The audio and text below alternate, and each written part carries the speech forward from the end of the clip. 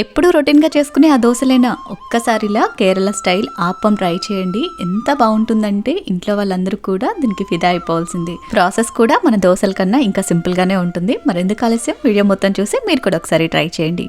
First ఒక cup బియ్యాన్ని 1-2 సార్లు శుభ్రంగా కడిగేసి 6 గంటల పాటు నానబెట్టుకోండి. బియ్యం చక్కగా నానిపోయిన తర్వాత మిక్సీ జార్లోకి వేసేసుకుని బియ్యాన్ని కొలుచుకున్న కప్పుతోటి అరకప్పు కొబ్బరి ముక్కలు, అరకప్పు అన్నం వేసేసి అవసరాన్ని బట్టి నీళ్లు వేసుకుంటూ దోశల పిండిలాగా స్మూత్గా గ్రైండ్ చేసుకొని తీసుకోవాలి.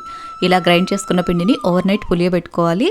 మరుసటి రోజు దోశలు వేయడానికి 1 అవర్ ముందు కొంచెం ఉప్పు, కొద్దిగా చక్కెర వేసి కలిపేసుకోవాలి. ఇందులోకి పల్చడి చట్నీ అయితే చాలా బాగుంటుంది. దీనికోసం వేయించిన పల్లీలు, పుట్నాలు, పచ్చి కొబ్బరి, వేయించిన పచ్చిమిర్చి, జీలకర్ర, ఉప్పు, కొద్దిగా నీళ్లు వేసేసి ఈ విధంగా పల్చగా గ్రైండ్ చేసేసుకుని పోపు పెట్టేసుకోవడమే. నెక్స్ట్ ఆప్పం వేసుకోవడానికి ఇలాంటి ఆప్పం ప్యాన్ తీసుకొని ప్యాన్ బాగా వేడైన తర్వాత 1 గంట పిండి వేసి ఈ విధంగా స్ప్రెడ్ చేసుకోవాలి. ఇలా ప్యాన్ అంతా స్ప్రెడ్ చేసుకుని మూత పెట్టి 1 నిమిషం పాటు ఉడికించుకుంటే ఆప్పం రెడీ. ఇదే విధంగా అన్ని ప్రిపేర్ చేసేసుకుని చట్నీ వేసేసుకుని తింటే సూపర్ టేస్టీగా ఉంటుంది. అండ్ ఈ వీడియోలో నేను యూజ్ చేసిన ఆప్పం ప్యాన్ వచ్చేసి రీసెంట్గా ఇండస్ వ్యాలీ వెబ్సైట్లో తీసుకున్నాను. ఇది క్యాస్ట్ ఐరన్ అన్నప్పటికీ నాన్ స్టిక్ లాగే పనిచేస్తుంది. చక్కగా గ్లాస్ లిడ్ కూడా వచ్చింది. క్వాలిటీ అయితే చాలా బాగుంది. అండ్ ప్రజెంట్ ఇండస్ వ్యాలీ వెబ్సైట్లో రిపబ్లిక్ డే సేల్స్ సందర్భంగా ప్రతి ప్రోడక్ట్ మీద 50% డిస్కౌంట్ ఉంటుంది. మీకు ఇంకా ఎక్స్ట్రా 12% డిస్కౌంట్ కావాలి అనుకుంటే బయోలో లింక్ ఉంటుంది. మినీ అనే కూపన్ కూడా యూజ్ చేసి ఆర్డర్ చేసుకోండి. మీకు ఎక్స్ట్రా 12% డిస్కౌంట్ కూడా యాడ్ అవుతుంది.